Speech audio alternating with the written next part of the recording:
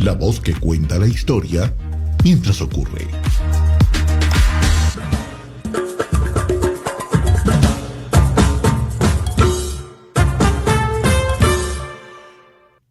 Muy buenos días, son las 9 de la mañana de este jueves 8 de mayo del año 2025 y en este momento estás viendo En Conexión por TVV Network y escuchándolo por Éxito 107.1 FM en Miami por HD2.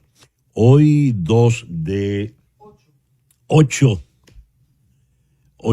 de mayo es el día de Nuestra Señora de Luján, la Virgen de Luján. Es el día de San Acacio de Bizancio y San Bonifacio IV.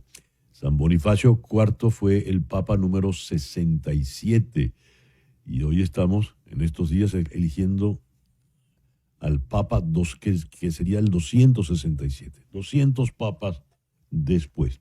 En el calendario astrológico de Enrico Mariani nos dicen que la luna hoy está creciente en Libra. La luna de Libra es una luna propicia, es luna de equilibrio, luna de paz, luna de armonía.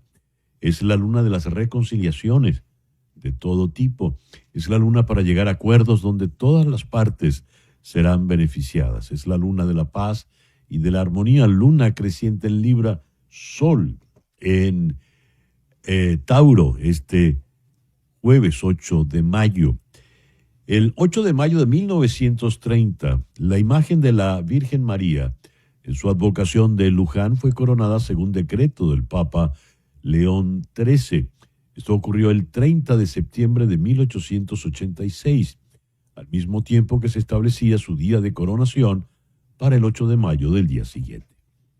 El 8 de mayo de 1945, los aliados de la Segunda Guerra Mundial aceptan la rendición incondicional de la Alemania nazi. El acta de rendición se firmó el 7 en Reims, Francia, en el cuartel general del comandante supremo aliado en Europa, el general de 5 estrellas Dwight Eisenhower. Y al día siguiente, el 8 de mayo, el mariscal de campo alemán Wilhelm Keitel firma la rendición incondicional de las Fuerzas Armadas Unificadas de la Alemania nazi, la Wehrmacht, en la sede de la Unión Soviética en el Karlsruhe, Berlín. Así terminaba oficialmente la Segunda Guerra Mundial en Europa. El 8 de mayo de 1980, la Organización Mundial de la Salud acepta el informe de la erradicación de la viruela en el mundo. El 8 de mayo de 1984, la Unión Soviética anuncia que no va a participar en los Juegos Olímpicos de Los Ángeles, esto en retaliación a la ausencia de Estados Unidos en las Olimpiadas anteriores, las que se hicieron en Moscú. El presidente Carter dijo que Estados Unidos no iba en protesta por la invasión de la Unión Soviética de Afganistán.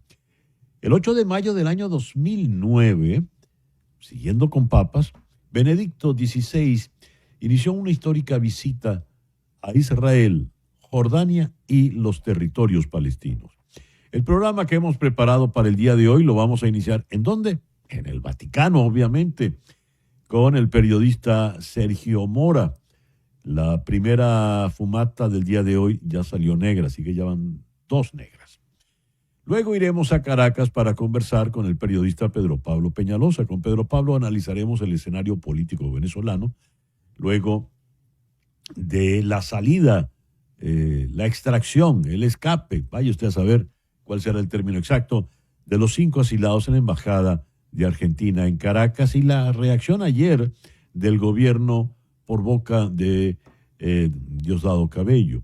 Luego vamos a conversar con el profesor Javier Díaz Jiménez en Madrid. Con él vamos a analizar el escenario comercial global, el acuerdo entre China y la Unión Europea, el acuerdo ya firmado entre el Reino Unido y la India, el acuerdo que viene entre el Reino Unido y Estados Unidos. Nuestro foro de hoy: ¿puede una sociedad sufrir síndrome de Estocolmo? No síndrome de Estocolmo a nivel individual, sino a nivel colectivo. Esto lo vamos a tocar con el psicólogo venezolano Manuel Llorens, experto en temas de violencia. Él está en Barcelona, España. Luego vamos a conversar en Lima con el internacionalista Francisco Belaúnde. Con él vamos a abordar las guerras de hoy: Ucrania, Pakistán, el Medio Oriente, Sudán.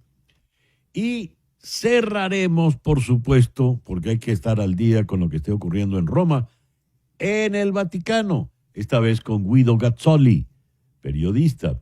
Y en nuestra última entrevista de hoy será con la gestora cultural Eugenia Esté. Ella está en Madrid y con ella va a estar la diseñadora Celia Mayor. Se han montado un homenaje a Maruja Mayo, la surrealista española, con lo que se ha llamado escaparate cultural. Van vidrieras de tiendas en Madrid, van a llenarlas con alusiones a la obra de Maruja Mayo. Ese pues el programa que te hemos preparado para el día de hoy, 8 de mayo del 2025. Ya a las 9:05 de la mañana, vamos entonces con nuestro editorial. Tal día como hoy, 80 años atrás, el muy arrogante mariscal de campo Wilhelm Keitel firmaba con su monóculo y su bolígrafo la rendición incondicional de la Wehrmacht, el ejército alemán, ante los oficiales soviéticos. Terminaba así definitivamente una guerra atroz que puso en vilo a toda la humanidad. Keitel era uno de los hombres obedientes, uno de esos que se llaman Yes Men, de Adolfo Hitler. Terminó poco después con la misma casaca militar, pero sin sus insignias, sin sus condecoraciones, sin sus galones, en el tribunal de Nuremberg, donde finalizó condenado a la horca. Y así fue ahorcado, y su cadáver terminó exhibiendo golpes muy duros en la cabeza, porque trató de suicidarse dándose golpes contra las paredes de la prisión alemana. El mariscal Keitel, es un buen ejemplo de cómo estos seres perturbados llegan a cometer sus atrocidades porque cuentan con, digamos en criollo venezolano, sigüices, con seguidores, con lambucios que van a decirle que sí a todas sus ocurrencias. 80 años después, no hay paz en el mundo, no hay paz en la misma Europa. Rusia invade Ucrania y se apresta para el día de mañana celebrar de manera fastuosa la victoria sobre las tropas nazis. Esa victoria que firmó la victoria luego de la capitulación del mariscal Keitel. Pues bien, el señor Putin, que también tiene sus sigüices, sus yesmen, va a montar una fiesta fastuosa a la que ha invitado nada menos que a Xi Jinping, el presidente chino, uno de los hombres más poderosos de la Tierra, en momentos donde hay una triangulación de conflictos espantosa. Washington, Pekín, Moscú y Europa un tanto más relegada. En ese desfile de la victoria aplaudirán Xi Jinping y otros líderes de las autocracias contemporáneas. Lukashenko de Bielorrusia, Díaz-Canel de Cuba y, por supuesto, el dictador venezolano Nicolás Maduro. ¿Cómo terminará esa guerra en Europa? ¿Cómo terminará la otra guerra que empieza a amenazar en Asia, en la frontera entre Pakistán y la India, en este caso con peligrosos ribetes nucleares? ¿Cómo terminará el conflicto por lo visto eterno en el Medio Oriente en torno a las fronteras israelíes? ¿Qué terminará pasando en el Sudán? ¿Es realmente firmar una rendición indicio de que se ha conquistado la paz? ¿Qué nos espera en este mundo 80 años después de aquella victoria? La pregunta, por lo pronto, queda abierta. Hacemos una pequeña pausa a las 9:09, Capicúa, y ya regresamos con las noticias más importantes del día de hoy. Y a las 9:13 de la mañana vamos entonces con las noticias más importantes de este jueves 8 de mayo. La Reserva Federal mantuvo ayer sus tasas de interés y señaló que existen riesgos más elevados de que la inflación y el desempleo escapen a sus objetivos. Esto en una aparente referencia a las medidas arancelarias del presidente Donald Trump. Los dirigentes del Banco Central de los Estados Unidos votaron por unanimidad mantener la tasa de referencia entre 4,25 y 4,50%. Dice el comunicado de la Fed, cito, la incertidumbre sobre las perspectivas económicas volvió a aumentar. Considera el organismo que los riesgos de ver un desempleo más alto y una inflación más elevada también aumentaron. El presidente de la Fed, Jerome Powell, señaló en rueda de prensa, cito, hay una gran incertidumbre sobre, por ejemplo, dónde van a estabilizarse las políticas arancelarias y también cuándo finalmente se estabilicen, cuáles serán las implicaciones para la economía. Podríamos encontrarnos en un escenario desafiante en el que nuestros dos mandatos, pleno empleo e inflación, estén en tensión. Fin de la cita. El presidente Donald Trump anunciará hoy un acuerdo comercial con el Reino Unido de la Gran Bretaña. Este acuerdo es el primero que la administración espera firmar con decenas de socios comerciales en todo el mundo. A principios de abril, el presidente Trump anunció aranceles a más de 70 países, pero posteriormente implementó una pausa de 90 días para permitir las negociaciones antes de que entraran en vigor. Los líderes británicos han buscado durante mucho tiempo fortalecer los lazos económicos con Estados Unidos para compensar las pérdidas comerciales provocadas por su salida de la Unión Europea en 2020. Los detalles del acuerdo previsto con el Reino Unido no estuvieron disponibles de inmediato, pero fueron confirmados por una persona con conocimiento del acuerdo, quien habló en condición de anonimato por no estar autorizado.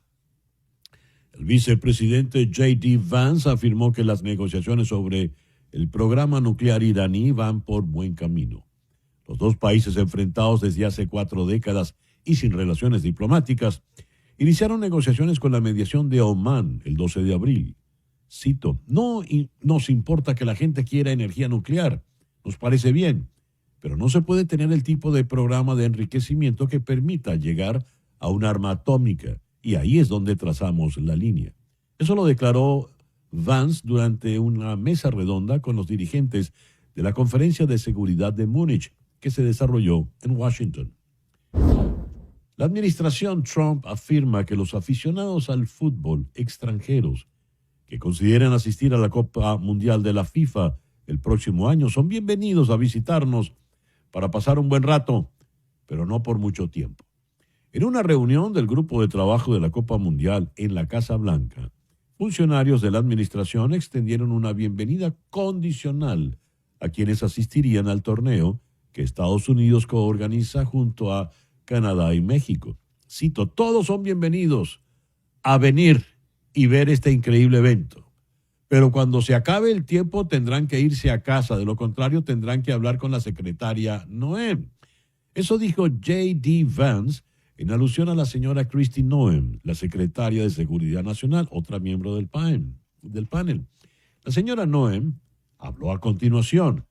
No repitió la frase de Vance, pero Sean Duffy, secretario de Transporte, sí se hizo eco. Dijo él, vayan de viaje por carretera, conozcan Estados Unidos, pero no te quedes más tiempo del permitido por tu visa, no te quedes demasiado tiempo.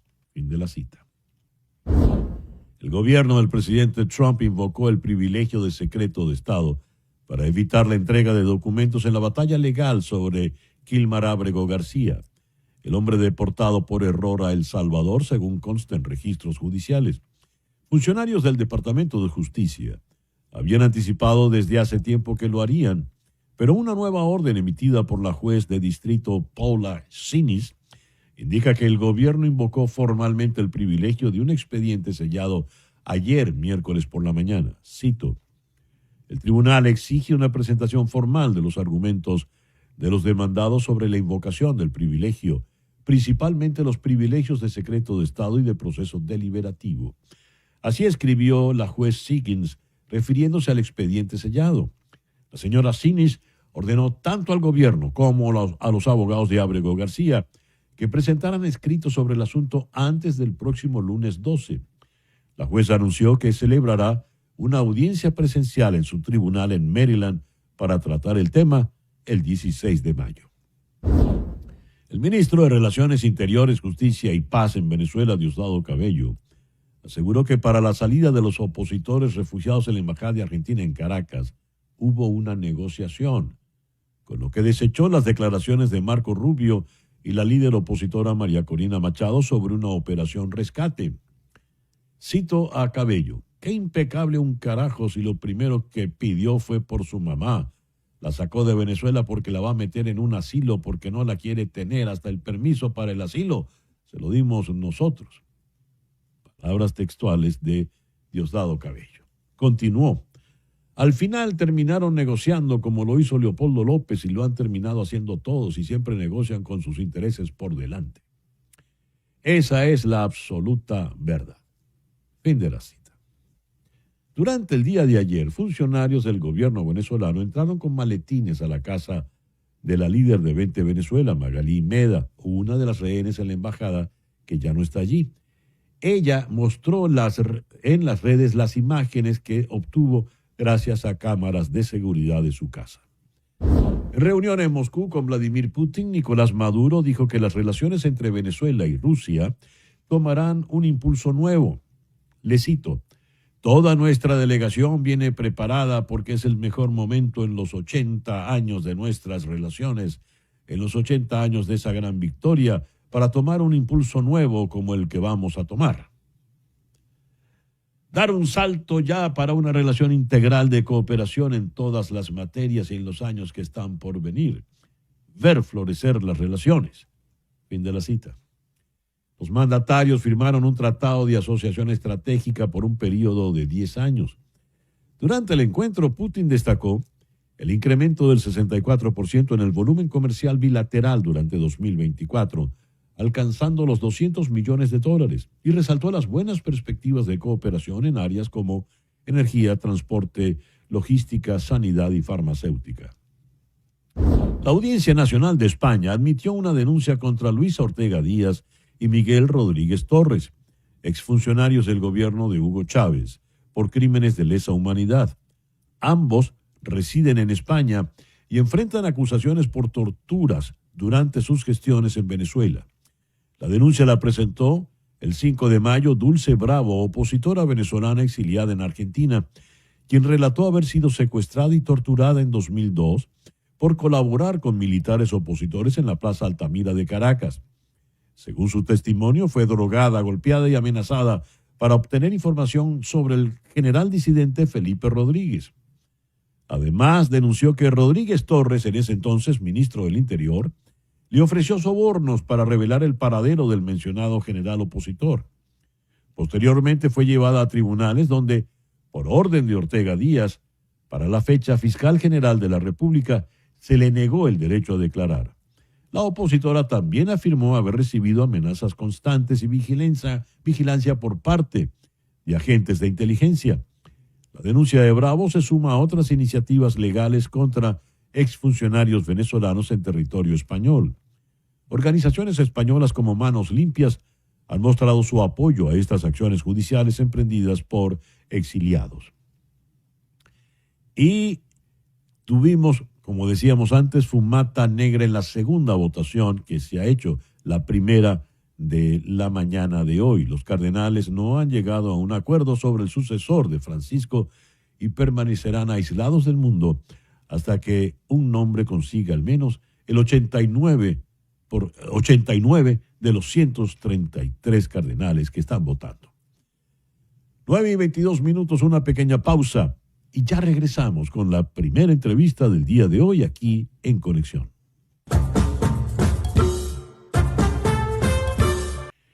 Toma nota de este número telefónico, el 305-468-0044. 305-468-0044. Ese es el teléfono de María Trina Burgos. María Trina Burgos es una abogada venezolana especializada en temas migratorios. Tiene más de 25 años trabajando migración en Estados Unidos y está licenciada para trabajar en los 50 estados de la Unión y también en Puerto Rico. Si estás en Venezuela, puedes llamar al 212-771-3040.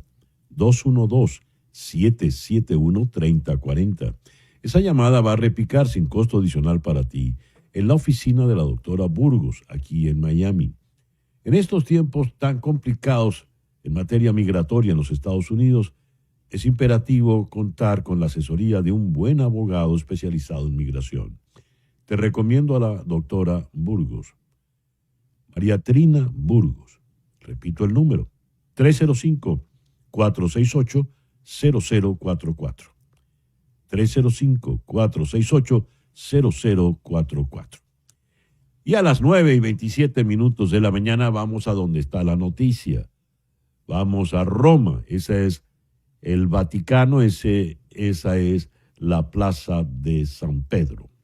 Como hemos dicho, la primera fumarata de hoy ya ha sido con humo negro, es la segunda de este cónclave. Vamos a conversar con el periodista Sergio Mora de la Asociación de Prensa Extranjera en Italia y un experto en los asuntos del Vaticano. Sergio, muy buenos días. Muchísimas gracias por atendernos en el programa de hoy. Hola César, no, realmente aquí, bueno, estamos, te podrás imaginar, con una marea de trabajo, con la nariz para arriba mirando a ver cuándo sale el humo del comíñolo, o sea, de esta chimenea, y que será, o sea, que nos indicará que ya han elegido papa. Ayer fue la primera votación, muy tarde, realmente lo esperábamos a eso de las 7, 7:30, 8, 8:30, al final salió a las 9, no sabemos por qué motivo, no sé si algún día lo sabremos, porque como sabes, en la época de la hiperconexión y del multimedia, el único modo para saber qué sucede adentro de la Capilla Sixtina es una chimenea que nos dará Sí. o humo blanco o humo negro. Después, inclusive ellos no hay celulares, no hay ningún tipo de conexión audio, vídeo, y más aún, hay todo un sistema de protección de manera que si uno se acerca con un celular a esa zona no funciona. Sergio, se supone, está establecido así canónicamente, que el Papa lo elige el Espíritu Santo por la mediación de los cardenales, ¿verdad? Los príncipes de la Iglesia. Estos se encomiendan al Espíritu Santo y solo han de oír, vaya usted a saber, en su manifestación de fe, la voz del Espíritu Santo, la voluntad del Espíritu Santo. Eso es lo que dice el derecho canónico, pero en los tiempos terrenales, sobre todo en los terrenos de los periodistas, tal invocación no pareciera existir. Y hay el empeño en hablar de candidatos de más papables que otros papables, de conservadores versus progresistas, liberales, reformistas, y eso, por lo visto, es lo que prevalece, al menos en los rumores, los comentarios y en los medios periodísticos. ¿Qué información manejas en este sentido? Y perdóname que no te pregunte por el Espíritu Santo. No, mira, el tema es que normalmente cualquier acción que hace el Papa se tiende a ver mucho más desde un punto de vista político que desde un punto de vista religioso. Y es un poco como querer usar un programa de Mac en Windows o de Windows en Mac, no funciona. O sea, si todo un papa lo ves desde el punto de vista político, ¿qué dices? Es comunista, es nazista, es centrista, es... El papa invita a la caridad, el papa invita a evitar las guerras, el papa... inclusive alguien le dijo a vuestro presidente que el Papa estaba a favor de la inmigración y él le dijo, bueno, cada uno hace su trabajo. O sea, el trabajo del Papa, si uno lo ve desde el punto de vista político, es muy reducido. Después, pues, ¿qué es el Espíritu Santo? Bueno, ese es el dogma de fe, pero en dos palabras, un chiste que es un poco más largo, pero llega uno, se está ahogando y llega, le dice, venga aquí que yo lo salvo. No, no, que Dios me va a salvar. Después llega Ujú. otro con un barco, le dice, venga, suba, que usted se está ahogando. No, Dios. Al final se ahoga y cuando va delante de San Pedro y le dice, pero Dios tenía que venirme a ayudar, le dice San Pedro. Y San Pedro dice, bueno, te mandé el Salvador, ¿cómo es? El rescatista, te mandé el Sí. barco, te mandé los bomberos, no has querido subir, o sea, ¿qué querías? Que viniera el mismo, o sea, normalmente sí, es Dios que inspira, pero son las personas que son un poco Evidente. medios, si no, ni siquiera uno le pondría gasolina al auto porque tanto Ujú. Dios proveería. Y Así sabemos qué es. pasa, el auto no funciona. Muy bien. Ahora, en estos tiempos, en estos predios terrenales, ¿qué va a decirnos? Te lo pregunto a ti como experto en asuntos del Vaticano, que se prolonguen las deliberaciones, es decir, que tras una fumarola negra venga otra y otra y otra. ¿Qué nos dice eso? Aparte de que no se han puesto de acuerdo. No, quiere decir que hay reflexión, que hay, o sea, que no es un sistema a la Corea del Norte, que el primero Mm, que se duerme le dan un cañonazo. No, hay posiciones diversas, hay puntos de vista diversos, hay sensibilidades, y el nuevo Papa no va a ser una homologación, no va a ser una copia del Papa anterior. Cada Papa aporta algo de acuerdo mm, a lo que él ha vivido, pero hay una continuidad. O sea, sería absurdo, como algunos dicen, que pensar, no, si gana el ala conservadora va a volver la misa en latín, o si gana el ala progresista va... O sea, hay una continuidad que cesa. Después, cada papa aportará algo de su experiencia y eso es incluso una cosa bonita, o sea, no es una cosa evidente. así sectaria que todos piensan igual sobre eso, no, hay bastante libertad, hay ciertos dogmas, sí, que no sé, no son, digamos, o ciertas verdades que no son negociables, como el derecho a la vida, pero Ujú. digamos, inclusive en la práctica pastoral, muchas situaciones complicadas que en la parte dogmática no tienen solución, se le busca una salida, ¿no? Sí. Porque es lo que el Evangelio enseña. Sergio, son las 9:34 acá en el este de los Estados Unidos y en Roma. En este momento son las 3:34 de la tarde, las 15:34. ¿Para cuándo se esperaría la nueva fumarola?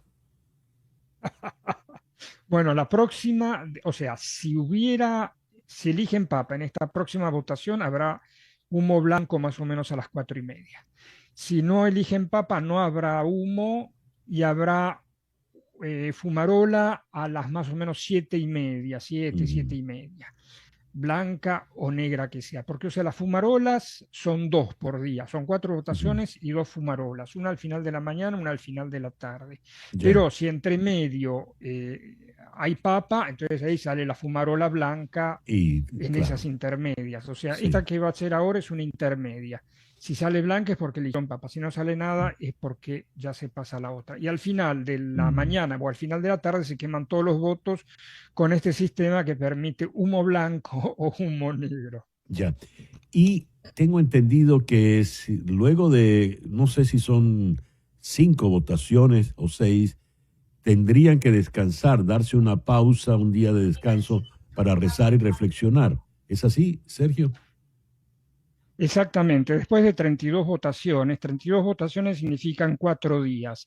Si después de 4 días no han elegido papas, hay un día de reflexión y a continuación entonces se pasa a votar por balotaje, o sea, el cardenal que fue más votado en este segundo turno, en este balotaje, se vota o por uno o por otro, pero con 2/3 de los votos, vale a decir con una cantidad grande, ¿sí? Mm, ya, muy bien. Sergio, te agradezco inmensamente estos minutos en la mañana de hoy, en tu tarde, y por supuesto seguiremos conversando en estos días hasta que venga el muy esperado humo blanco.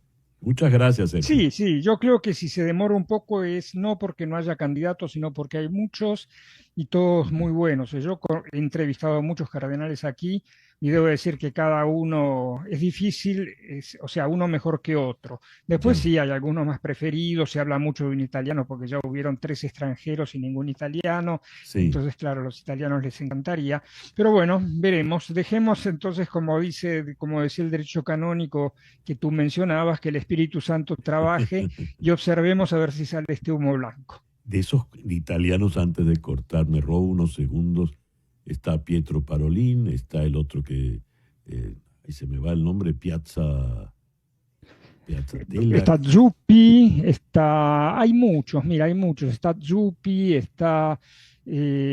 sea, y todos muy buenos. Es decir, bueno, algunos una línea un poquito más conservadora, Ajá. Parolin un gran diplomático, o sea que siempre es mal, en una situación como la actual no es mal, pero debo decir que sí, que realmente el que salga hará un buen trabajo. Bueno, así será. Sergio, muchas gracias por estar con nosotros.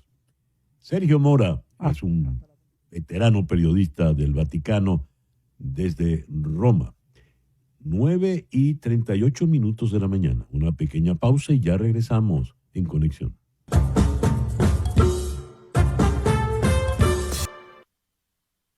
Y a las 9:41 de la mañana vamos ahora a Caracas para conversar con el periodista Pedro Pablo Peñalosa. Pedro Pablo, muy buenos días. Muchísimas gracias por atendernos en la mañana de hoy. ¿No? ¿Qué tal? ¿Cómo está? Un placer. Muy buenos días. Pero Pablo, nuestro común amigo Luis Carlos Díaz había publicado hace varios años un tuit que decía, muy sencillo, el gobierno miente, no importa cuándo leas esto. Pues bien, ayer habló el señor Diosdado Cabello, que es la única persona que ha hablado del alto gobierno. Habló en su programa de televisión, no de forma oficial, aunque ese programa de televisión con el Mazo Dando, por lo visto, es muy, muy oficial, y desmintió la supuesta operación de rescate, de extracción, de fuga, y dijo que todo fue una negociación, un acuerdo. ¿Qué se dice luego de estas declaraciones? ¿Qué se está comentando allá en Caracas en este momento? Sí. A ver, voy a comenzar diciendo que voy a ser muy aburrido Ajá. porque leo en las redes, leo en los grupos, bueno, que esto por supuesto ha animado la imaginación y ha inspirado, ¿no? Una serie de comentarios de todo tipo. ¿Qué se puede decir a este momento en realidad? Bueno, hay dos versiones. Está la versión que da María Corina Machado, avalada por el secretario de Estado Marco Rubio y también por el gobierno de Argentina, que habla de una operación que habría entonces hecho posible que estas personas salieran de la embajada de Argentina. Ahora, en este momento, en realidad, lo que abundan son las preguntas. Habría que preguntar a los protagonistas de este hecho, bueno, cómo hicieron para salir de allí, quiénes intervinieron en este proceso, cómo esto fue posible. Eso por un lado. Y está lo otro que usted señala, que esto por supuesto generó una gran expectativa de cuál sería la respuesta que haría el gobierno venezolano ante este hecho. Se esperaba algún comunicado del gobierno, de la Cancillería. Esto no fue así, sino como usted señala, cuando en su programa semanal aparece el ministro de Interior diciendo que no ha habido ningún tipo de rescate, que esto es totalmente falso y que hubo una negociación. De nuevo, entonces, preguntas, es lo que tenemos. Bueno, ¿cómo fue esa negociación? ¿Qué se negoció? Ya se sabe que estas personas salieron de la embajada de Argentina. Bueno, ¿qué recibe el gobierno a cambio? En toda negociación se espera que, Mm, bueno, cada parte recibe algo. Aquí no ha habido tampoco mayor precisión sobre ese tema. No se ha presentado y entonces se da también el contraste con lo que fue la salida del país de Mundo González Urrutia. Aquí todavía decimos, eso no quiere decir que no se pueda presentar, todavía no se ha presentado una imagen, un documento firmado, no hay mayores detalles sobre esta negociación que ayer avanzaba el ministro de Interior. También recordemos que quien ha participado en estos procesos y es el responsable también, quien asume la vocería en estos procesos de negociación, diálogo por parte del gobierno, es Jorge Rodríguez, que hasta este momento tampoco ha fijado posición. Eso no quiere decir, subrayo, repito, que no lo puedan hacer en las próximas horas, pero hasta este momento Ujú. esto no ha sido así. Y también hay que decirlo que el gobierno se concentra, digamos, en estos días, en estas horas, en el tema comunicacional, es en la visita de Nicolás Maduro a Moscú y los acuerdos que ha firmado con el presidente Vladimir Putin, y también en la campaña electoral. Jorge Rodríguez, como jefe del comando de campaña, ha estado entonces recorriendo el país, llamando a votar por los candidatos del PSV. Entonces, lo que digo es que cada sector tiene su narrativa, que es un término que se ha puesto muy de moda en los Ujú. últimos tiempos. Cada quien tiene su lectura, su interpretación, pero en realidad uno, siguiendo las declaraciones de uno y otro, lo que tiene son preguntas, ¿no? Las preguntas que Ujú. surgen, porque sin duda ambos relatos tienen muchos espacios vacíos que por supuesto llenan la imaginación, la especulación, y lo que vemos en las redes, Sí. lo que vemos en los chats, pero bueno, quedan son las preguntas a ver en realidad qué pasó en todo esto, ¿no? Hablando de preguntas, eh, el poeta Leonardo Padrón se hacía una muy pertinente. Si esto fue una negociación, ¿por qué justo ayer entran los esbirros del régimen en la casa de Magalí Machado, de Magalí Meda? Recordemos, Magalí Meda, líder de 20 Venezuela, una de las que estaba en la embajada argentina y ya no está, denunció ayer en la red que estos individuos estaban entrando en su casa con unos maletines y registrándolo todo. Esto cuando Diosdado Cabello hablaba de una negociación. ¿Qué nos puedes decir al respecto de esta situación, Pedro Pablo? Sí, y por eso destacaba también el contraste con lo que fue la negociación, así llamada, que llevó a la salida de Venezuela del Mundo González Urrutia. Ujú. Aquí está esa denuncia de Magalí Meda, como usted señala, pero cuando ya comenzaba, fíjate lo complicado de esto, y por eso lo de las preguntas, cuando ya comenzaba a asomar como hipótesis el tema de la negociación, mucho antes de que lo era el ministro de Interior, bueno, había quienes comenzaban a hilar y decían, bueno, recuerda que también está el presidente de Chevron hablando acerca de los peligros que tendría que ellos abandonen el país y quienes entrarían entonces en el negocio petrolero en Venezuela. Y también había quienes recordaban entonces lo que fue la declaración del presidente de El Salvador, Nayib Bukele, sobre los venezolanos que están allá presos en el SECOT en El Salvador, y la propuesta que él dio de este canje que incluía, por cierto, a las personas que estaban en la embajada argentina, cosa que en su momento rechazó tajantemente el gobierno de Venezuela. Entonces, de nuevo, son muchas preguntas, muchos Sí, frentes abiertos. Yo digo que también el tiempo, todo el mundo se apresura, se precipita y quiere tener clara claro. la foto de manera automática. Pero aquí creo que el tiempo irá dando respuestas, ¿no? Como digo, ellos pueden publicar, el gobierno puede publicar imágenes, documentos, si es que eso llegó a firmarse, por ejemplo. También si se da una respuesta al gobierno, si se da, por ejemplo, el tema de Chevron, como acabo de mencionar, o el tema de la liberación de estos venezolanos que están detenidos en El Salvador, bueno, serán cosas que eso no podrá, digamos, Claro. disimularse, ¿no? Sino que serán hechos públicos. Yo creo que son muchas las preguntas.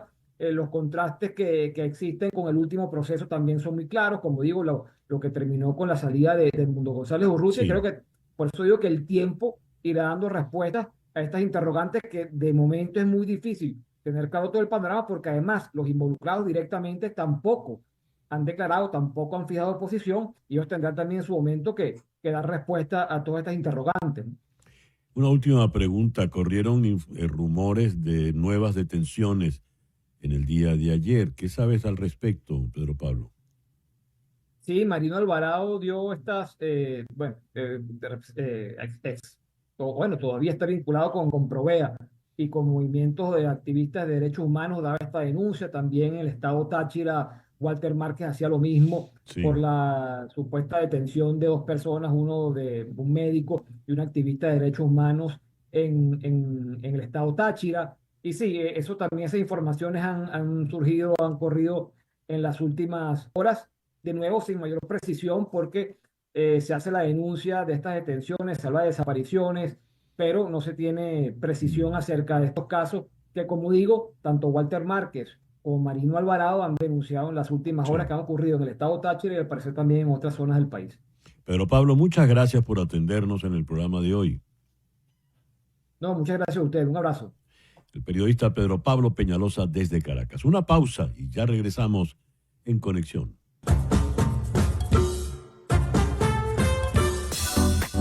En un momento regresamos con César Miguel Rondón en Conexión por Éxitos 107.1 FM.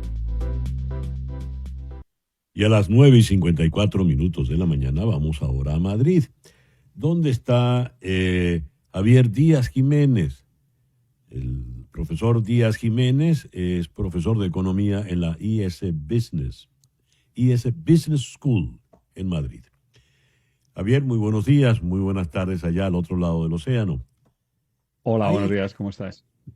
Hay reuniones interesantes. Después de que el señor Donald Trump diera, como decimos coloquialmente, de este lado del mundo, una patada a la mesa y tumbase todas las fichas en el mundo comercial, con la guerra de los aranceles, vienen acuerdos interesantes. Xi Jinping se reúne con la señora von der Leyen y hay acuerdos China-Europa. El Reino Unido llega a un acuerdo con la India. El Reino Unido va a procurar un acuerdo con el señor Donald Trump en estos días. ¿Qué está pasando comercialmente en el mundo, visto de una manera global, Javier? Bueno, mira, después está pasando lo que era fácil de anticipar en una guerra comercial. Una de las partes, en este caso uno de los dos grandes actores del comercio mundial, el principal importador del mundo, que es Estados Unidos, propone unos aranceles y después se abre una fase de negociación y de represalias. Las dos cosas son compatibles en el tiempo. Hemos visto algunos países como es el caso de China, que han represaliado inmediatamente, pero eso no quiere decir que esa situación, por ejemplo, entre Estados Unidos y China, donde los aranceles son simplemente disuasorios del comercio, no es sostenible en el largo plazo, porque el comercio no es de lo que puedas vender, es de lo que puedes comprar. La economía de Estados Unidos no pueden.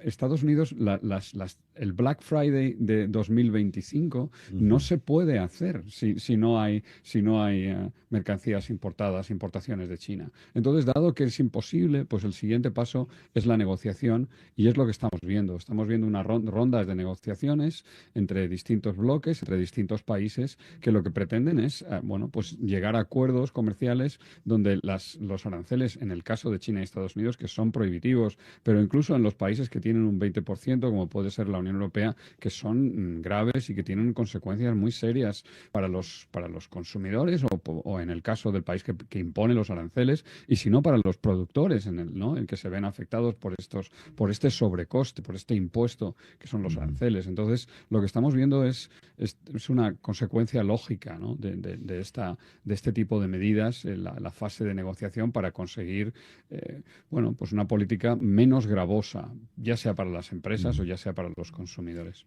¿A qué llegó el señor Xi Jinping con la señora von der Leyen? Y ahora le acabamos de ver ahí ya retratado al lado del señor Putin para celebrar la victoria aliada sobre los nazis. Pero puntualmente, en el plano comercial, ¿qué está logrando el señor Xi Jinping con esta gira?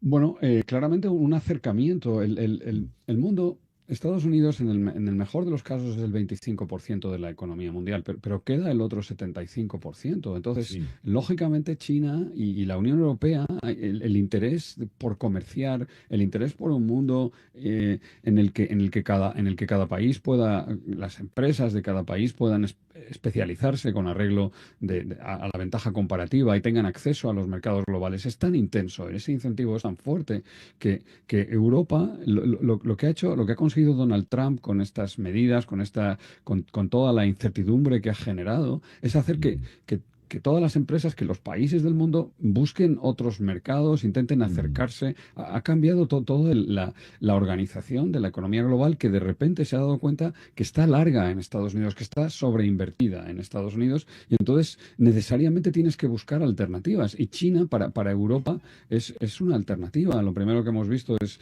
una suspensión de las trabas institucionales, que es el principio otra vez de una negociación, de un acercamiento comercial que permita tanto a las empresas chinas vender sin trabas comerciales en Europa, como a las empresas europeas ampliar su presencia en el mercado chino, ¿no? Entonces, esto es parte es una consecuencia inevitable del muro que Donald Trump está construyendo en torno a Estados Unidos.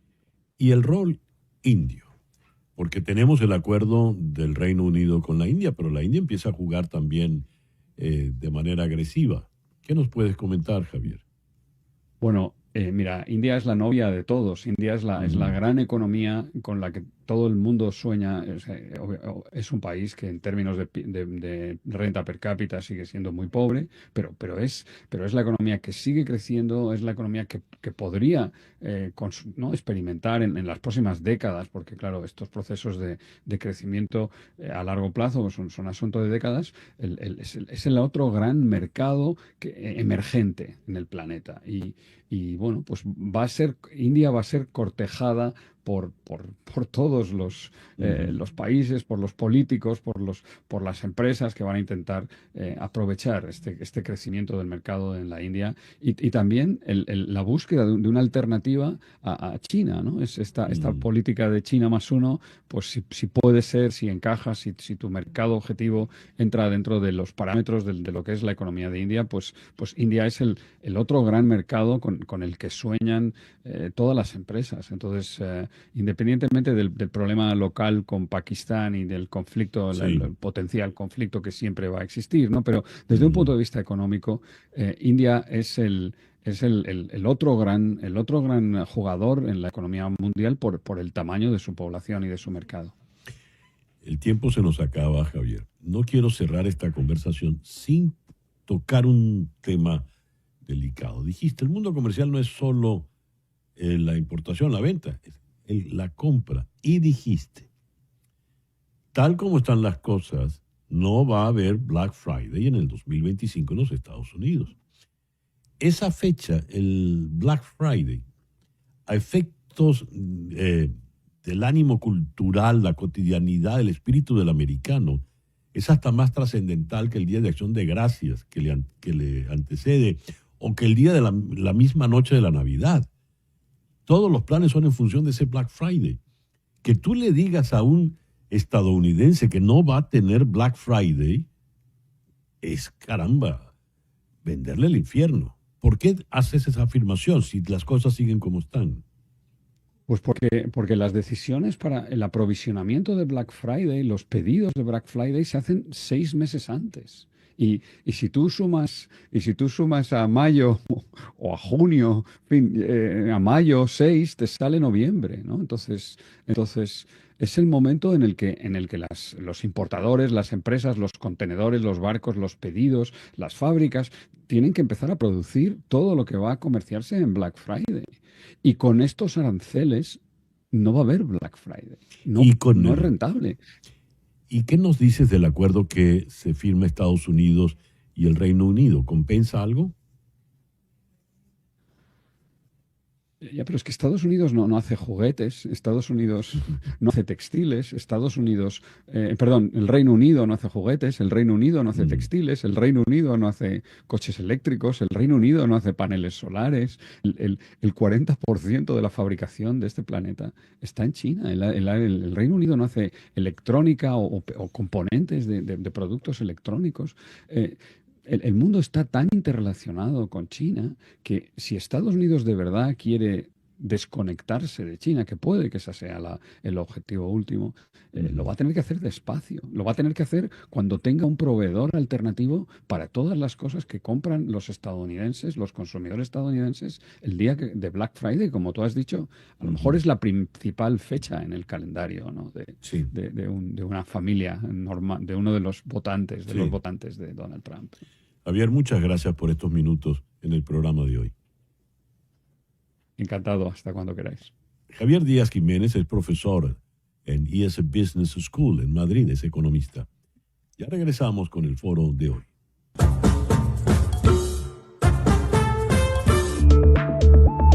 Una pausa y regresamos con César Miguel Rondón en Conexión.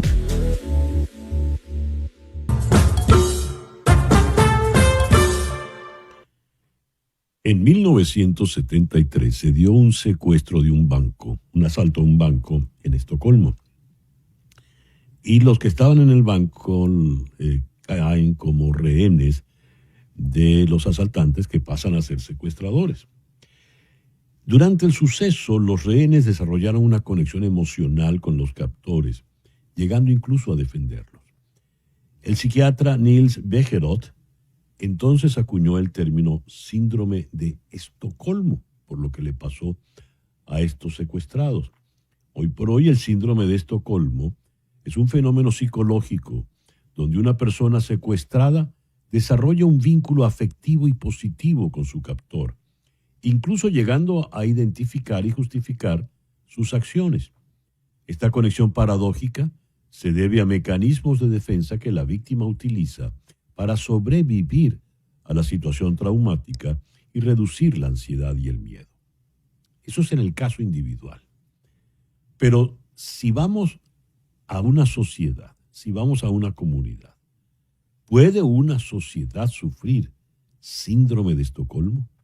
Esa es la pregunta que le formulo para el foro de hoy al psicólogo clínico comunitario Manuel Llorens. Manuel, muy buenos días, muy buenas tardes allá en la Barcelona mediterránea. Gracias por acompañarnos en el programa de hoy. Hola César Miguel, un placer como siempre conversar contigo. ¿Puede una sociedad sufrir el síndrome de Estocolmo? ¿Cómo sería esto? Es una pregunta provocadora, interesante a pensar, ¿no? Quizás el vínculo que podemos hacer claramente es que esos mecanismos de defensa que mencionabas, que generan ese apego paradójico entre la persona que fue secuestrada y su captor, sucede por la relación de dependencia tan extrema que sucede en situaciones de vulnerabilidad, ¿sí? Ujú. Al no tener otras opciones para protegerse y que el mismo captor es el único que puede proveer de algo de seguridad, se generan unos lazos casi como cuando uno es bebé y tu cuidador es el único que te puede proveer de vida. Sí, En los mecanismos de control social, y que algunos los hemos visto claramente en Venezuela, el poder someter a las personas a la dependencia del Estado para que tengan que recurrir para satisfacer las necesidades básicas siempre al Estado, se utiliza un poco en esa lógica, que en la medida que sea más dependiente el ciudadano, entonces tengo más posibilidades de control. La pregunta es si eso además podría venir con un lazo paradójico de agradecimiento. ujú, Y creo que es interesante, creo que en algunos casos sí, creo que habría que pensar en las diferentes matices de eso, porque efectivamente alguna persona muy vulnerable puede terminar agradeciendo las migajas porque viene de una ujú, situación de mucha vulnerabilidad, pero también tendremos casos de personas que van a simular su agradecimiento porque saben que eso es lo que, ujú. ese es el juego que se está jugando y sin embargo sostienen una independencia y una autonomía que si se le da una brecha y un espacio, pues no es tal esa dependencia que parecía mostrar por lo menos afectiva, ¿no? Yo creo que Sí, seguramente encontraremos variaciones de eso en la sociedad venezolana, pero sí creo que hay algunas. Y después está el tema la simpatía por el autoritarismo, que también ha jugado una pieza en la historia de Venezuela y tiene que ver con finalmente el deseo de una figura fuerte, poderosa, que me resuelva los problemas sociales, y esa simpatía por el autoritarismo se pliega con esta dependencia que sucede ante el control social de un estado que trata de controlar todos los aspectos de la vida, ¿no? ya que has citado a Venezuela reiteradamente, la sociedad venezolana es víctima, ha sido víctima en estas décadas del síndrome de Estocolmo. Bueno, por eso mostraba como algunos matices. Yo creo que en el caso de Venezuela tenemos por lo menos dos cosas como a pensar. Uno, eso, hay una historia donde el autoritarismo por momentos ha sido celebrado y eso lleva a relaciones más verticales y de más control social y menos autonomía.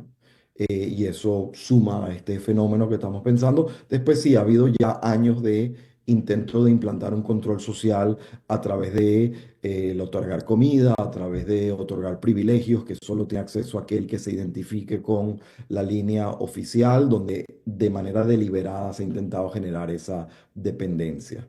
Y en ese sentido, pues sí creo que hay algunas personas que pueden tener esto que aparece un agradecimiento paradójico a un Estado ineficiente que sin embargo da de vez en cuando algún tipo de beneficio y no da una ciudadanía plena y autónoma, ¿no? ¿Hay Pero también alguna creo, otra, hay alguna otra sociedad, algún otro país donde se pueda identificar el síndrome así en colectivo, Manuel? claro, como tú decías, el síndrome ha sido descrito en individual, ¿sí? Y es como una metáfora para pensarlo en lo colectivo. Se ha estudiado, por supuesto, el impacto psicológico del control social y autoritarismo en la población. Y un poco lo que se encuentra son estas variaciones. Por ejemplo, un sitio donde algo parecido se pensó fue toda la experiencia de los campos de concentración donde Ujú. Primo Levi propone este término de la zona gris, ¿sí? Donde, por ejemplo, había compañeros judíos que estaban presos en el campo de concentración que terminan participando en algunas de las actividades que los captores Ujú. les proponían y a cambio de participar en el control de sus compañeros, de su gente, entonces Ujú. recibían algunos privilegios. Y Primo Levi se preguntaba, ¿qué hacemos? ¿Dónde está la responsabilidad moral? Y cómo juzgamos a aquel que fue víctima y victimario. Y en ese sentido se dieron todas estas preguntas de qué tanto algunos se identificaron con el Sí. opresor y qué tanto algunos simplemente recurrieron a eso como la última manera de sobrevivir. Manuel, muchas gracias por intercambiar ideas con nosotros en el programa de hoy. Muy amable. Manuel Llorens es psicólogo clínico, nos habló desde la ciudad de Barcelona, allá en España. Son las 10:14 de la mañana, hacemos una pequeña pausa y ya regresamos en conexión por TVV Network y Éxitos 107.1 FM en Miami por HD2.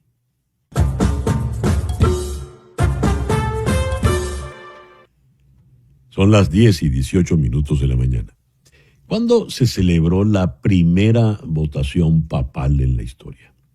La primera vez que se utilizó el sistema de votación a través de papeletas para designar a un papa fue en 1198, en el siglo XII, durante la elección de Inocencio III, en la sala conocida como Ad Septa Solis, situada en el Septisonium, un antiguo edificio de la época del emperador Septimio Severo, del 145 al 211.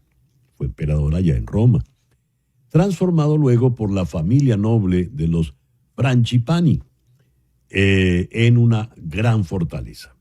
El historiador Michele Macarrone considera ese como el primer cónclave real en la historia. En esa elección se distribuyeron las papeletas y algunos cardenales fueron llamados a actuar como escrutadores. Después se registraron los votos uno a uno por escrito y el resultado final fue comunicado al colegio electoral. La primera vez que un cónclave se celebró en la Capilla Sixtina fue en 1492 y concluyó con la elección del Papa Alejandro VI, el español, el Papa Borja. Desde ese entonces la capilla se convirtió en el lugar predilecto, aunque no el único, para celebrar estas votaciones. En 1878, con la elección del Papa León XIII, se designó oficialmente como la sede permanente de las elecciones papales. Ahora bien, ¿un cónclave es largo, corto o cómo lo medimos? La mayoría de los cónclaves celebrados en el último siglo han durado 2 días. Ningún cónclave en el último siglo, desde 1922, ha durado más de 5 días. De hecho, de los 8 celebrados en ese lapso, 4 se han resuelto en tan solo 2 jornadas. Fíjense ustedes allí. El más largo, el que más demoró fue el que se dio en 1922 para elegir a Pío XI, 5 días. Y luego, en 1958, 4 días se llevó la elección del cardenal Roncalli, que terminó siendo Juan XXIII. Luego, Juan Pablo II tardó 3 días. Recordemos que lo eligieron apenas un mes después de haber elegido a Juan Pablo I. Y luego todos han sido 2 días. Pío XII, Juan Pablo I, Benedicto XVI y el propio Papa Francisco. ¿Dónde se viste el Papa? La habitación de las lágrimas. En el interior del Palacio Apostólico del Vaticano, junto a la Capilla Sixtina, se encuentra un pequeño habitáculo llamado Habitación de las Lágrimas. Es el lugar donde el recién elegido Papa se retira durante unos minutos inmediatamente después de su designación y de aceptar el cargo. Allí se viste por primera vez con la túnica papal blanca, que ha sido preparada en 3 tallas: pequeña, mediana y grande, small, medium y large, para que el elegido se ponga la que mejor le quede en ese momento para poder salir al balcón de la basílica para presentarse ante el mundo. Esta sala se llama de las lágrimas por la reacción que se espera del nuevo Papa, tanto por la emoción del momento como por el peso de la responsabilidad del papel que está llamado a desempeñar. Datos varios que tenemos en medio de todo esto. Hay un comentario que quería hacerles y es sobre esto. Les he dicho que hay muchas películas sobre el tema papal, ¿verdad? Las sandalias del pescador y por supuesto la película Cónclave. Pero hubo una película muy curiosa del año 2011 del italiano Nanni Moretti, Habemus Papam, protagonizada por el propio Moretti y por ese gran actor francés Michel Piccoli. Eligen a un papa después de muchas deliberaciones. El papa, que es el señor Piccoli, va a ese cuarto de las lágrimas a vestirse. Y antes de que salga al balcón a saludar a la multitud, le entra un ataque de pánico. ¿Cómo es que yo soy ahora el papa? Y se escapa. Sale. No aparece el papa ante el balcón. Dios, ¿cómo va a haber ocurrido? ¿Se imaginan ustedes? Claro, es una situación en una drama con un fuerte acento de comedia, pero imagínese usted, ¿no? En fin, esto no va a ocurrir, eso solo ocurre en el cine. Ahí está Piccoli en la película Habemus Papa, en el susto que le entra cuando le dicen, usted es el Papa. ¿Se imagina usted? Son las 10:23 de la mañana, hacemos una pequeña pausa y ya regresamos aquí en Conexión.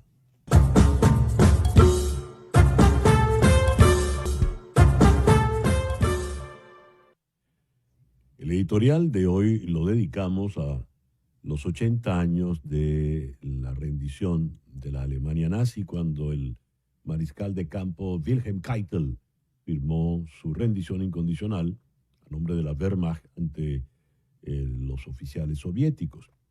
80 años después, como decíamos en ese editorial, pues allí estamos, amenazados con guerras de todo tenor.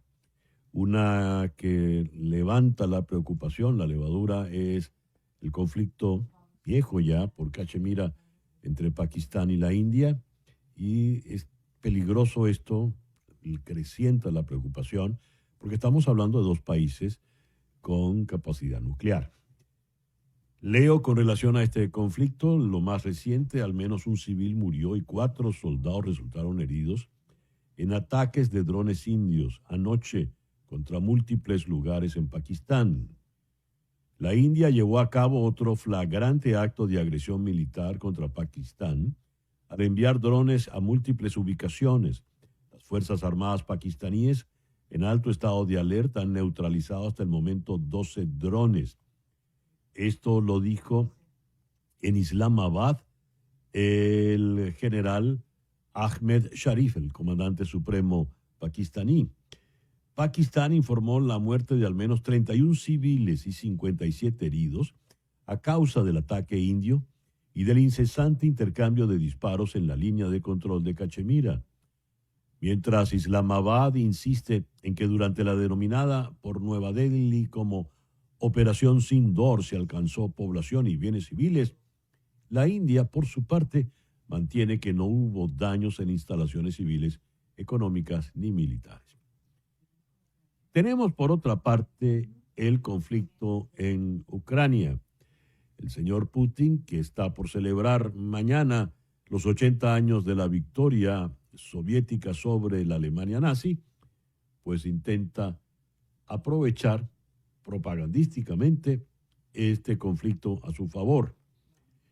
Con relación a esta guerra, la información más reciente, el ministro ucraniano de Asuntos Exteriores, Andriy Sybiga, denunció que desde la medianoche Rusia ha violado en 734 ocasiones el alto el fuego unilateral de 3 días declarado por el Kremlin.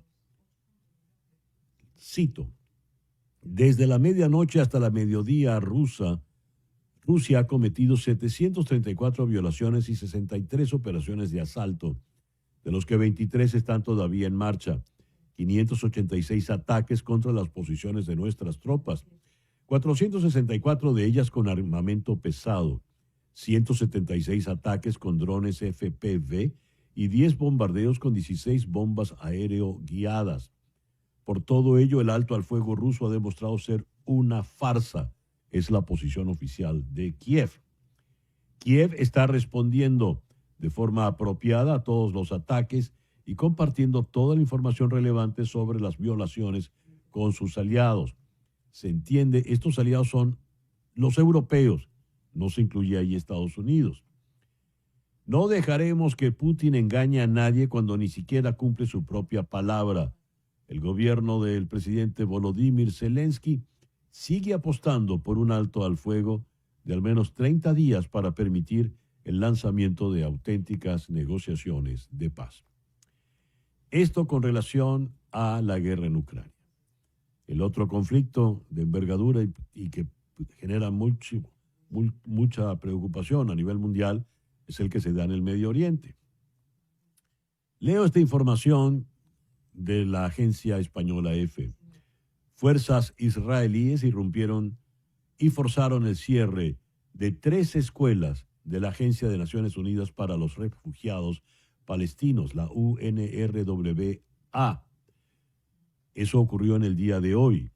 Esto ocurrió en el campamento de refugiados de Shuafat, al norte de Jerusalén Oriental, después de que el Ministerio de Educación israelí diera la orden en abril de clausurar estas escuelas.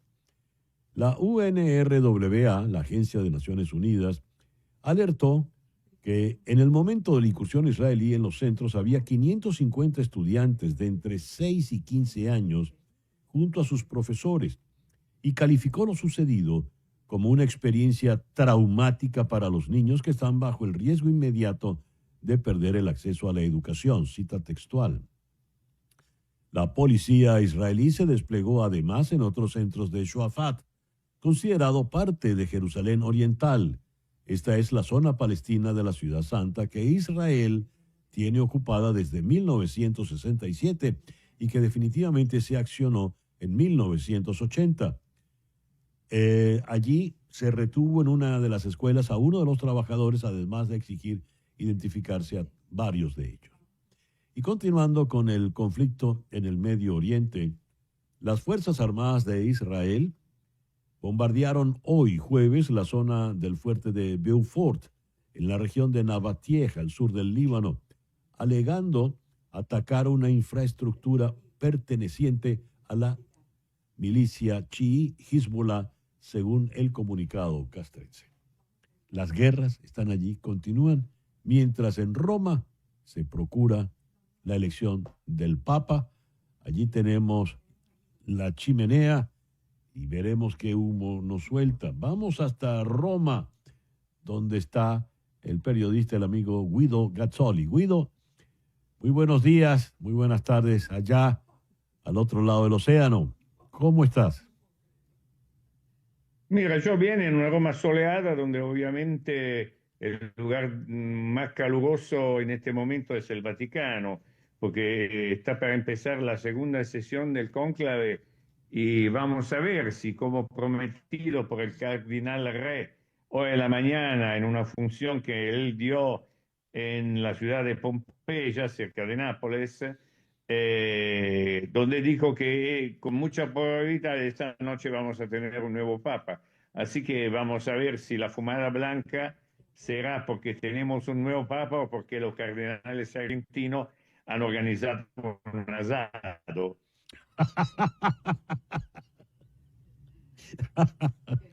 Guido, se comenta que quizá el nuevo papa sea de nuevo un papa italiano. ¿Qué dicen los italianos allá? ¿Qué dicen los romanos? Ma mira, en Italia este cónclave, yo tengo 70 años, este cónclave se está siguiendo como si fuera un partido del Mundial. Ajá. Y sobre todo porque la gente entiende que este cónclave no tiene solamente implicaciones conectado con la grave crisis de la Iglesia en su adentro, que bueno, hace 7 años que se habla y se discute de esto, la crisis entre progresismo y conservadurismo, a veces extremo, de ambos lados, hay que decir, sino porque la gente está muy convencida que la actual elección del Papa es un hecho importante, no solo por la sobrevivencia de la Iglesia y para no terminar en una cisma como han amenazado cardenales ultra, digamos así, ultra tradicionales, sino también porque la Iglesia está perdiendo sus raíces europeas al punto tal que muchísimos periodistas, vaticanistas, han comentado cómo Europa en este momento sea fundamentalmente un continente cristiano. También porque está cruzando una crisis social, económica y política y también ideológica muy, muy grave que amenaza, yo creo, la entera cultura occidental. Y eso te llevaría a pensar, Guido, que el próximo papa puede venir de Europa. Pregunto. Ma mira, para mí puede ser también un esquimal, querido Miguel. Ok, pero yo te digo, fundamentalmente si podría tener el poder, un poder impresionante, haría resucitar Richelieu, que sería el mejor papa en este momento para la Iglesia. Pero al no poder tener esta forma, digamos así, de potencia, para mí, y lo digo desde hace meses, el candidato más probable es Parolin, el actual secretario de Estado, porque es una persona que tiene una grandísima capacidad diplomática, porque acá, sin decir y sin ponerse de un lado o del otro, como dicen en la Argentina, de este Boca River interno de la Iglesia tiene que recuperar un camino no solamente de tolerancia, sino de diálogo y sobre todo de enfrentarse con una realidad tanto adentro de sí misma, tanto afuera, especialmente en el continente europeo. Así que si hay un asiático, un africano, vuelvo a repetirte, un esquimal que pueda tener esta característica, bienvenido sea. A ver lo que pasa, porque Parolin tiene asegurado 48 votos hasta ahora, pero tiene que llegar a 85, ¿ok? Que son los 2/3 de los participantes. Y yo creo que si no va a tener la mayoría en las próximas 4 votaciones, se vaca la candidatura de él. Y ahí hay 2 personas que lo pueden reemplazar eventualmente. Vamos a decir, en este discurso más de Fórmula 1 que político. En pole position, Parolin. Al lado, el cardenal Pizzaballa, que es el arzobispo de Jerusalén. Y en tercer lugar, bien distanciado, el cardenal filipino Tagle, que ha perdido muchísimo punto y que hasta hoy a la mañana se ha declarado en favor del papado de Parolin mismo. Ah, sí. Ah, esa información es importantísima, Guido. Esa información. Sí, mira, lo declaró hoy a la mañana. ¿Y no se suponía que no podían declarar una vez que estaban ya encerrados allí en el cónclave? Decimos así, vamos a decir hoy en la mañana, porque ahora justamente como decís vos, están todos encerrados y no pueden comunicarse ni con el celular, porque por primera vez el cónclave ha sido aislado también a nivel telefónico, decimos así, ¿ok? Ujú. O sea, ha pasado lo mismo que en el funeral del Papa, medida de seguridad que vos 5 minutos antes que pasaba el féretro, el cajón del Papa y 5 minutos después vos no podías usar el celular porque te aislaban por completo. Bueno, ahora la misma estrategia la están usando dentro del conclave. No, esa es una frase que él dijo antes de entrar en el conclave que pero se conoció hoy. Ah, ya, ya, ya. Porque mira que el riesgo es la Si no, excomunión, ¿no? sería un espía que James Bond un poroto si se cosa de adentro del conclave, ¿no? Ya. Guido, gracias por estos minutos en el programa de hoy. Muchas gracias. Sí, muchas gracias a vos y te vuelvo a repetir, si en el arco, vamos, te voy a dar una fecha. Yo aposté al 10 de marzo para el Papa, pero hoy el cardenal perdón, que Rey traducido en español, efectivamente, dijo que podemos tenerlo hasta esta noche. Lo aposté. Si va a pasar el 10, ya te adelanto que va a ser un cónclave bastante larguito y con soluciones inesperadas que pueden provocar cualquier cosa. Bueno, veremos entonces. Gracias tante, Guido. Veremos, Veremos. veremos millones. Sí, Chao, señor. querido. Un gran Chao, abrazo. caro. Chao. Guido Gazzoli, evidentemente romano. Son las 10:39. Una pequeña pausa y ya regresamos.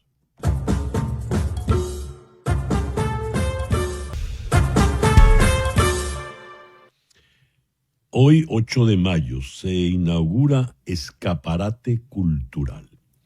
Esta es una iniciativa de Fábula Dot en colaboración con las tiendas Humana y va a inaugurar una intervención artística en la tienda de la calle Alcalá, allá en Madrid. Esto es convertir los escaparates de la tienda en un homenaje a Maruja Mayo, la pionera del surrealismo en España. Vamos a Madrid para conversar al respecto con la directora de Fábula Dot, Eugenia Este, y con la diseñadora Celia Mayor. Eugenia, Celia, muy buenos días, muy buenas tardes allá. Gracias por acompañarnos en el programa de hoy. Eugenia, a ver, explícanos este concepto del escaparate cultural. Bien, bueno, muchas gracias por la invitación y por tenernos en tu programa, César Miguel. Muy agradecidas por la cobertura. Una pequeña aclaratoria. No es meramente un escaparate en homenaje a Maruja Mayo. Escaparate Cultural es un proyecto para convertir los espacios de los escaparates, empezando con esta alianza magnífica que tenemos con las tiendas Humanas, que tienen el proyecto de reutilización, de second hand, de reutilización de ropa, utilizando los nombres de los personajes femeninos españoles, que además le dan nombre a muchas de las calles y las plazas de las ciudades de España, como inspiración para que jóvenes artistas produzcan arte contemporáneo. Empezamos con Maruja Mayo porque Celia escogió particularmente este personaje que es la artista surrealista por excelencia, digamos, dentro del grupo de mujeres artistas que tiene España, ¿no? Muy interesante porque no es solamente una artista del arte visual y de lo pictórico, sino que además una mujer que inició todo un movimiento de reclamo de la igualdad de las mujeres, que perteneció a la generación del 27. ella en particular. Pero Escaparate Cultural tiene como objetivo abrirle espacio en los escaparates, digamos, para decirlo probablemente en hispanoamericano o en venezolano, a las vitrinas de las tiendas, abrirle espacio al arte y a artistas emergentes. Entonces, es más omnicomprensivo que el mero homenaje a Maruja Mayo. Y luego, como es un proyecto que está articulando historia, el patrimonio intangible detrás de estos nombres, y el arte contemporáneo y digamos, todo el efecto que tiene una vitrina o un escaparate de tienda sobre el público, Sí. pues, ¿no? Que convoca, que invita a entrar y a comprar. Esa es Sí. el proyecto general. Celia, ahora te toca a ti. ¿Por qué Maruja Mayo? ¿Cómo lo asumiste artísticamente ya hablando? Pues bueno, lo que tenía claro es que quería escoger alguna mujer de la generación del 27.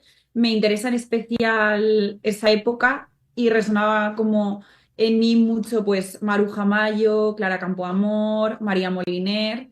Y bueno, yo como artista estaba muy interesada en el trabajo surrealista de Maruja Mayo, entonces fue como un flechazo y cuando me propusieron el proyecto sabía que iba a ser ella, que quería comenzar como con ella y siento que su obra es muy viva, es muy revolucionaria y creo que está como muy ligado a todas las ideas que hoy en día comulgamos con ellas, así que fue como un flechazo.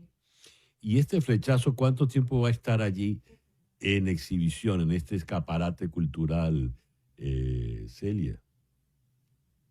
Pues creo que va a estar 6 semanas. Es la temporada porque depende, las 6 semanas están prescritas por las temporadas de circulación de la ropa en la tienda. Es decir, ellos tienen, hay 4 temporadas, sabrás, que marcando las colecciones, pues, ¿no? De la ropa.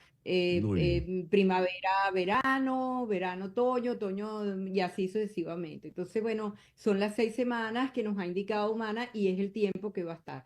Con lo Ya lo cual, saben. la idea es que venga otra cosa y lo sustituyamos por otra producción con otra Muy artista, bien. ¿no? Bueno, Y ya lo otro- y saben otro- las amigas y los amigos que estén en Madrid o vayan a pasar por Madrid en el transcurso de estas próximas semanas. Muchísimas gracias a Eugenia Esté y a Celia Mayor. Gracias a ambas. Gracias de nuevo. Son las 10:49 de la mañana. Una pequeña pausa y ya regresamos en Conexión.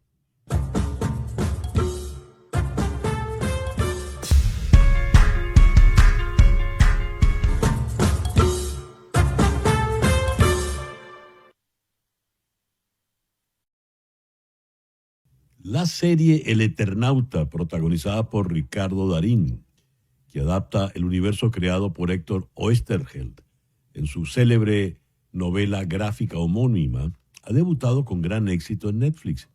La ficción convierte a Buenos Aires en un lugar invadido por alienígenas, como contaba en un reportaje Mar Centenera en El País. Según los datos publicados por Netflix, tenemos que la ficción argentina ha obtenido 10.8 millones de visualizaciones, liderando el listado de series de habla no inglesa más vistas durante la semana comprendida entre el 28 de abril y el 4 de mayo. En realidad, esta ficción, que ya ha renovado por segunda temporada, llegó al catálogo de Netflix el 30 de abril, así que obtuvo esos resultados en apenas 5 días.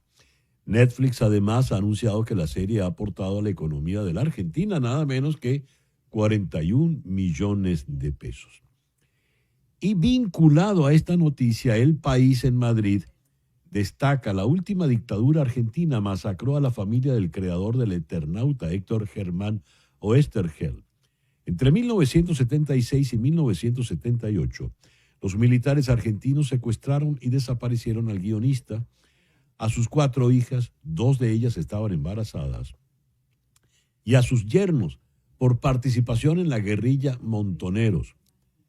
Él tenía 58 años, las hijas 19 y 25. El estreno de la serie, basada en el cómic al que Oesterheld dio vida junto al dibujante Francisco Solano López, se ha convertido en un trampolín para reactivar la búsqueda de los posibles nietos o nietas de Oesterheld nacidos en cautiverio y difundir la memoria de una familia destrozada por el terrorismo de Estado. ¿Sabías que 2 nietas o nietos del creador del Eternauta son desaparecidos y que podrían estar con vida? Así preguntó en las redes sociales la organización de derechos humanos Hijos Capital, hijos e hijas por la identidad y la justicia contra el olvido y el silencio. Eso lo publicaron el mismo 30 de abril cuando se estrenó la serie en Netflix. Esos 2 nietos son parte de los cerca de 500 bebés robados en dictadura y criados bajo una falsa identidad a los que las abuelas de la Plaza Mayo buscan sin descanso desde hace casi medio siglo. Uno de ellos sería el hijo o la hija de Diana Oesterheld, la segunda de las 4 hermanas nacidas del matrimonio entre Oesterheld y Elsa Sánchez. Por lo pronto, la serie, como decía, está causando sensaciones, la serie más vista en castellano en la plataforma de Netflix, y el alarde de producción es ciertamente imponente, importante, y tiene pues la protagonización de ese gran actor argentino que es Ricardo Darín. Ahora, Alicia quedó cautivada, ya creo que vio todos los episodios de un tirón. Y este viernes en Conexión, ¿es posible que te revoquen el Green Card? ¿De qué estamos hablando? De eso hablamos este viernes en Conexión. Tengan todos el mejor día posible. En Conexión fue una producción de Floralicia Anzola desde 360 Content para TVV Network en los estudios de éxitos Miami 107.1 HD2, con Laura Rodríguez en la producción general, Mariel Sofía Rodríguez en la producción informativa, Carlos Prato en los controles y ante el micrófono, quien tuvo el gusto de hablarles, César Miguel Rondón.